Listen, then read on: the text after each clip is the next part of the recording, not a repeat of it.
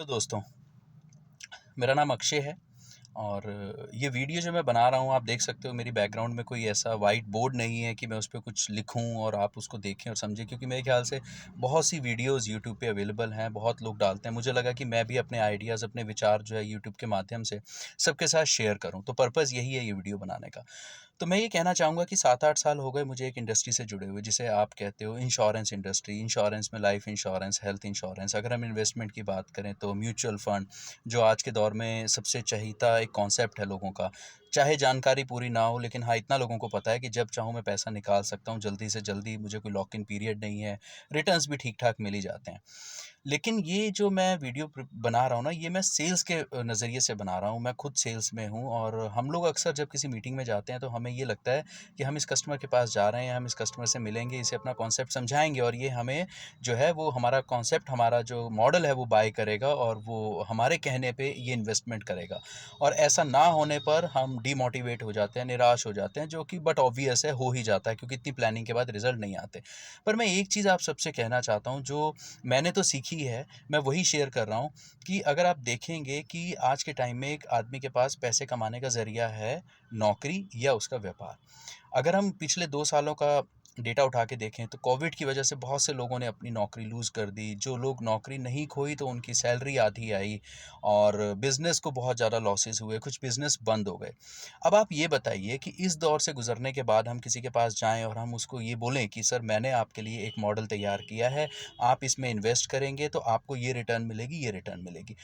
आप ज़रा ये सोचिए कि अगर मैं बिज़नेसमैन हूँ, मुझे पता है कि मेरा 2 साल का बहुत बिज़नेस लॉस हुआ है, मतलब बहुत ज़्यादा कर्ज़ा मेरे पे चढ़ चुका है, या फिर मैं एक सैलरीड एम्प्लॉयी था, मेरी सैलरी कट के मिली, या मैं 6-7 महीने जॉबलेस रहा, तो आपका मॉडल कितना भी ल्यूक्रेटिव होगा, शायद मैं उस समय उस मॉडल को अडॉप्ट नहीं कर सकता। ऐसे में जो व्यक्ति बेचने जाता है, उसका नेगेटिव होना, उसके थॉट्स की नेगेटिविटी होना बहुत स्वाभाविक है, क्योंकि हम लोग मोटिवेट और डीमोटिवेट डिपेंड होता है हमारी परफ़ॉर्मेंस कैसी है, हमें रिटर्न्स कैसी मिल रही हैं। सो मैं चीज़ ये कहना चाह रहा हूँ कि समय लगता है चीज़ों को समझने में, चीज़ों को देने में। तो अगर आप किसी एक मीटिंग में जा रहे हैं और आप वहाँ पे बहुत अच्छे से समझा रहे हैं और हमें रिज़ल्ट नहीं मिल रहे, तो दोस्तों, हताश होने की ज़रूरत नहीं है। क्योंकि यकीन मानिए, एक बहुत ही बेसिक सा एग्ज़ाम्पल मैं आपको दूँगा। हम सबको ये एग्ज़ाम्पल पता है लाइफ़ में, लेकिन एक बार रिआइटरेट हो जाती हैं। एक किसान जब फसल बोता है, उसे नहीं पता होता 6 महीने बाद ये फसल बड़ी होगी या उससे पहले ही खराब हो जाएगी। 6 महीने बाद जब ये फसल पक के तैयार होगी, मैं इसे काट पाऊँगा या उससे पहले ही कुछ हो जाएगा। लेकिन वो करता है जो वो कर सकता है। तो मैं भी सेल्स में हूँ, आप भी सेल्स में हैं। हम एक ही काम कर सकते हैं कि हम कंसिस्टेंटली अपने एफर्ट्स कर सकते हैं। ये तो बात हो गई सेल्स की तरफ से। दूसरा मैसेज मैं देना चाहता हूँ उन लोगों को जिनके पास सेल्स वाले जाते हैं इतनी मेहनत करके। सो अगर आपके पास कोई सेल्स वाला आता है और कोई आपको आपका प्रपोज़ल समझा रहा है, तो अगर आपने उसे मीटिंग का टाइम दिया है, तो मैं ये रिक्वेस्ट करूँगा कि आप ज़रूर उसे सुनें, उसे समझें और फिर देखें कि क्या आप उसमें कुछ इन्वेस्ट कर सकते हैं, नहीं कर सकते हैं।